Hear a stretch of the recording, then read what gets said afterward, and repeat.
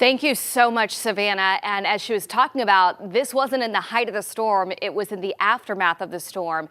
And we still have gusty winds out there right now. This afternoon, we've seen some of our peak wind gusts around 30 to as much as 40 miles per hour. But I got to say, with Helene, as it made landfall, it just took more of a jog to the right than what the Hurricane Center track was. So that was really good news for us in terms of the highest wind gust potential. It kept them just east of our area. Nonetheless, still many people without power, especially on the eastern side of town. And with how soggy, how saturated the ground is, additional isolated trees can come down through the overnight. And we've been talking about that the last couple days. Why? It's because the ground is so saturated. I want to show you this wind advisory, which runs until 9 o'clock tonight. Once we get past sunset, we're going to see the winds calming down a bit, and that's going to be some good news for us. It'll be breezy again tomorrow, but not as windy it is right now. So you can see here our wind advisory runs until 9 o'clock. Some of those highest gusts could still be around 40 miles per hour, enough with soggy ground to bring up another tree or two by the root system. So forecast track hour by hour with our winds. It's still gusty out there right now. As we get past sunset, we should start to see the winds coming down a bit.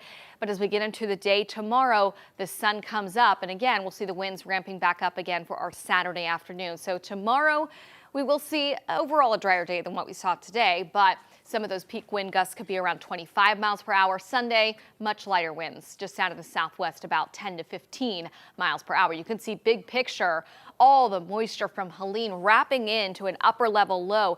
And this thing's going to park itself there over the next 3 days straight. So Saturday, Sunday, even into Monday, some of the areas getting rain right now will continue to get rain. Now, the counterclockwise flow around that is going to send some clouds and a slight chance of showers in our direction as well. And I want to show you how that might play out for some of your outdoor plans over this weekend.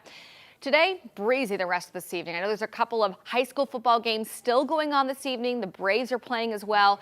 We're going to keep things with just a 20% chance of a stray sprinkle or shower. Otherwise, we'll clear things out overnight tonight. And then it's tomorrow afternoon when, again, a few isolated showers will develop with daytime heating, so more clouds building in for tomorrow afternoon. We're going to keep temperatures in the 70s. The rain chance is not a large one, but it could impact a couple of your outdoor plans briefly as these showers pass through.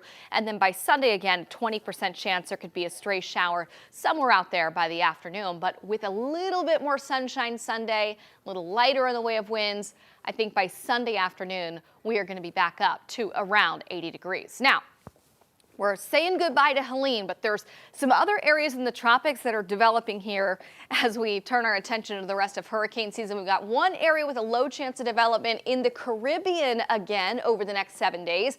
We also have 2 more named storms in the last day when we were tracking Helene. So we'll be watching all of that. Nothing immediately, though, that we're watching for imminent threats here in Georgia. 7-day forecast.